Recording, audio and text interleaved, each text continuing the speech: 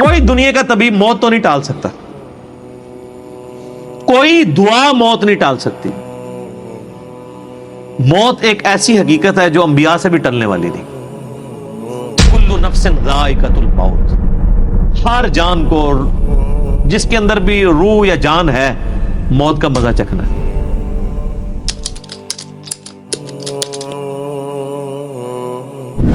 اب پھر ٹاپک بدل رہا ہے جی. کلا بل تحبون العاجلہ، ہرگز نہیں، اصل تمہارا مرض یہ ہے کہ تم جو جلدی ملنے والی چیز ہے اس کی طرف رغبت رکھتے ہو. دنیا نقد ہے نا، دنیا میں سب کچھ نقد ہے، تو انسان کی محبت دنیا کے ساتھ ہے. وَتَذَرُونَ الْآخِرَةَ، اور آخرت کو تم نے چھوڑ رکھا ہے. اسی کی ٹرانسلیشن ہے پنجابی میں، اے جہاں بٹھا اگلا کس نے ڈیٹھا. ایگزیکٹ انہی دو آیات کا ترجمہ ہے. تم جو سامنے عاجلہ ہے، اجرت والی چیز کیا کہتے ہیں، جو جلدی والی، اس کی طرف رغبت رکھتے ہو اور آخرت کو چھوڑ دیتے ہو.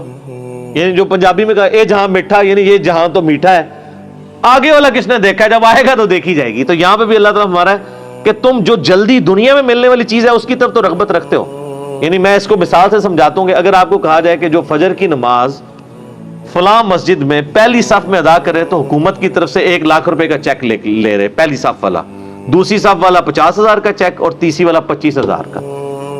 تو کیا خیال ہے، دنیا کے سارے شیطان مل کے بھی نا، دنیا کے سب سے بڑے شیطان کو جو انسانوں میں سے ہے، فجر نہیں چھڑوا سکتے اس کی، کیونکہ اسے نقد نظر آ رہا ہے. لیکن آخرت ہے ادھار، تو آخرت کی توجہ نہیں جاتی. اس میں میرے یوٹیوب پہ ایک کلپ بھی ہے، شیطان سے آخری ملاقات.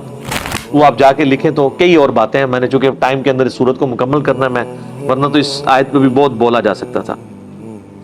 ایک کراس ریفرنس لے لیں، وہ جو سورہ اعلیٰ کی آیات ہے، الاعلیٰ کی، بل تؤثرون الحیات الدنیا والآخرۃ خیر وابقی. تمہارا اصل مرض یہ ہے کہ تم دنیا کی زندگی کو ترجیح دیتے ہو، جبکہ آخرت ہمیشہ رہنے والی ہے اور بہتر بھی. ان ھذا لفی الصحف الاولی، یہی ایک کانٹے کی بات، یونیورسل ٹروتھ تھی جو قرآن سے پہلے صحیفوں میں بھی ہم نے بات کی تھی. ساری آسمانی کتابوں کا خلاصہ یہی ہے، بل تؤثرون الحیات الدنیا والآخرۃ خیر وابقی ان ھذا لفی الصحف الاولی صحف ابراہیم و موسیٰ. چاہے وہ موسیٰ کے صحائف ہوں یا ابراہیم علیہ السلام کے، ایک ہی کانٹے کی بات، ایک ہی یونیورسل ٹروتھ جس کے گرد ساری الہامی کتابیں گھومتی ہیں، وہ یہ ہے کہ دنیا کی زندگی عارضی ہے لیکن تم اس کی طرف مرتے ہو، اور آخرت ہمیشہ ہے اور بہتر بھی ہے. صرف ہمیشہ نہیں ہے، اس سے بہتر بھی ہے، لیکن تم اس کی توجہ نہیں دیتے. وجوہ یومئذ ناظرہ، اس دن کئی چہرے تر و تازہ ہوں گے. اللہم اجعلنا منہم، اے اللہ تعالیٰ ہمیں ان میں سے کرے. الی ربہا ناظرہ، اپنے رب کی طرف دیکھ رہے ہوں گے. اس کا ایک ترجمہ یہ بھی ہو سکتا ہے کہ اللہ کی ان کو زیارت ہو جائے. جیسے آتا ہے کہ ساکھ کھولی جائے گی جب اللہ کی پنڈلی، جیسا کہ اس کی شان کے لائق ہے، تو سب کے سب لوگ سجدے میں گر پڑیں گے سوائے وہ لوگ جو دنیا میں سجدہ نہیں کرتے تھے. اور قرآن میں آتا ہے ان کی جو کمر ہے وہ تختہ بن جائے گی، وہ جھک ہی نہیں سکیں گے. یا یہ ہے کہ ناظرہ سے مراد ہے انتظار کر رہے ہوں گے کہ اب ہمارے لیے رب فیصلہ کرے، جلدی جلدی ہم جنت میں پہنچ جائیں. وَوُجُوهٍ يَوْمَئِذٍ بَاسِرَةٍ، اور کئی چہرے اس دن اداس ہوں گے. تَظُنُّ أَن يُفْعَلُ بِهَا فَاقِرَةٌ، اور وہ خیال کرتے ہوں گے کہ اب ان کے ساتھ کمر توڑ معاملہ ہونے والا ہے. وَالْعِيَاذُ بِاللَّهِ تَعَالَى. سر کیتیاں آگے آ گئی ہیں نا، یہاں تو جتنا مرضی کوئی اکڑا ہو، یہاں تو جناب آپ بیمار بھی ہونا تو آپ کے 4 بندے آپ کی تیمارداری کرنے والے آپ کے پاس ہوتے ہیں، اگرچہ تکلیف بیماری کاٹ رہا ہوتا ہے. 4 تیمارداری کے لیے آ جائیں گے لیکن آپ کی تکلیف نہیں شیئر کر سکتے کہ سر 4 گھنٹے میں آپ کی طرف سے بخار جھیل لیتا ہوں، اگلے 4 گھنٹے یہ لے لیں گے، اگلے 4 یہ گھنٹے.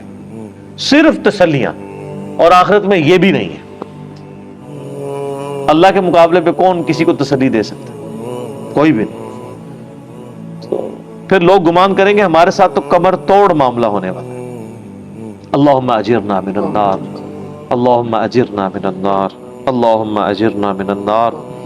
اللہم من احییتہ منا فاحیہ علی الاسلام ومن توفیتہ منا فتوفہ علی الایمان. آمین. اب اللہ تعالیٰ نے نزع کے عالم کا نقشہ کھینچا ہے کہ ایک تو قیامت وہ بڑی ہونی ہے نا، ایک چھوٹی قیامت جو تم پہ اس دنیا میں آنے والی ہے، جو بخاری اور مسلم کی حدیث ہے کہ جسے موت آ گئی اس کی قیامت قائم ہو گئی. مرتے ہی ظاہر ہے، مرتے کیا، نزع کے عالم میں قرآن پاک میں کئی جگہ ہے کہ فرشتے منہوں پر اور پیٹھوں پہ ہتھوڑے مارتے ہوں گے جان نکالتے وقت. عذاب کا سلسلہ نزع میں شروع ہو جاتا ہے. اب اللہ تعالیٰ نزع کے عالم کا ذکر کر رہے کہ کیا ہوگا.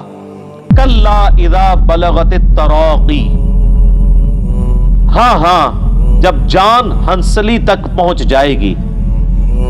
وقیل من راق، یہاں پہ سکتا ہے ایک ہی سانس میں پڑھنا ہے لیکن تھوڑا سا وقفہ کر کے، ورنہ اگر یہ ڈائریکٹ پڑھا جاتا تو مر راق بنتا، کیونکہ نون جو ہے وہ، یہ نون غنہ یا جو تنوین ہے وہ، اس کے بعد اگر 6 حروف میں سے کوئی حرف آ جائے، یا را میم لام واو نون، تو ادغام ہو جاتا ہے. یہ لفظ بننا تھا مر راق، لیکن چونکہ سکتا ہے تو اسے ایک سانس میں پڑھیں گے دونوں کو الگ کر کے. وقیل من راق، اور کہنے والا کہہ رہا ہوگا کوئی جھاڑ پھونک کرنے والا ہے. یعنی اللہ تعالیٰ ہمارا جب روح نکل کے یہاں گلے میں پہنچے گی، نزع کا عالم ہوگا، تو اس وقت لوگ کہہ رہے ہوں گے کوئی ایسا بندہ تلاش کرو کہ پھونک مارے، کوئی دم کرواؤ کسی طریقے بندہ بچ جائے. تو کچھ بھی نہیں ہو سکے گا. کوئی دنیا کا طبیب موت تو نہیں ٹال سکتا، کوئی دعا موت نہیں ٹال سکتی. موت ایک ایسی حقیقت ہے جو انبیاء سے بھی ٹلنے والی نہیں. کل نفس ذائقۃ الموت، ہر جان کو، جس کے اندر بھی روح یا جان ہے، موت کا مزہ چکھنا ہے. بخاری مسلم میں حدیث ہے، اما عائشہ کہتی ہیں کہ نبی علیہ السلام اپنے صحت کے دنوں میں کہا کرتے تھے کہ اللہ تعالیٰ کسی نبی کو اس وقت تک موت نہیں دیتا جب تک کہ اسے جنت دکھا نہ دے، اور پھر اسے اختیار دیتا ہے کہ چاہے وہ دنیا میں رہے چاہے اللہ کی طرف جانے کو اختیار کرے. تو کہتے ہیں میں یہ اکثر حدیث سنتی تھی، اور جب آپ علیہ السلام پہ نزع کا عالم طاری ہوا تو آپ علیہ السلام بار بار یوں نگاہ اوپر اٹھاتے تھے، تو مجھے لگا کہ یہ وہ وقت ہے کہ نبی علیہ السلام کو یہ آفر کی جائے. بلکہ اس سے پہلے ہی بخاری میں آتا ہے کہ نبی علیہ السلام نے ایک دن یعنی خطبہ دیا، اس میں آپ علیہ السلام نے وہ سورت پڑھی، اذا جاء نصر اللہ والفتح ورأیت الناس يدخلون فی دین اللہ افواجا. یہ آپ نے پڑھ کے آپ نے فرمایا اللہ تعالیٰ نے ایک بندے کو اختیار دیا تھا ایک جنرل بات کی، XYZ، کہ چاہے تو اس دنیا میں رہے اور چاہے اللہ کے پاس چلا جائے. تو اس نے اپنے رب کو اڈاپٹ کیا. تو صحابہ کرام کہتے ہیں کہ ہم لوگوں نے تو اس تقریر کو حضور کی کیجول لیا، لیکن سیدنا ابوبکر نے رونا شروع کر دیا. تو صحابہ کہتے ہیں ہم دل میں سوچنے لگے کہ اس بوڑھے کو کیا ہوا ہے، حضور نے کون سی ایسی بات کی ہے. لیکن سیدنا ابوبکر بہت سمجھدار تھے، انہیں بات سمجھ آ گئی تھی کہ نبی علیہ السلام اپنی بات کر رہے ہیں، اب آپ زیادہ عرصہ میں نہیں رہیں گے. تو اللہ تعالیٰ ماتا ہے کہ جب یہ موت کا وقت آتا ہے نا تو لوگ پھر جھاڑ پھونک والے کو بھی تلاش کرتے ہیں. تو موت جس پہ طاری ہو رہی ہوتی ہے اس کی کیفیت کیا ہوتی ہے؟ وَظَنَّ أَنَّهُ الْفِرَاقُ، اسے سمجھ آ جاتی ہے کہ بس اب آ پہنچی ہے جدائی کی گھڑی. ہائے ہائے ہائے، اسے پتہ چل جاتا ہے کہ بھائی اب کام ختم، اب ریورس نہیں لگنا. اور یہی وہ لمحہ ہے جس کے بارے میں جامعہ ترمذی میں حدیث ہے کہ موت کے غرغرے سے پہلے پہلے توبہ قبول ہے.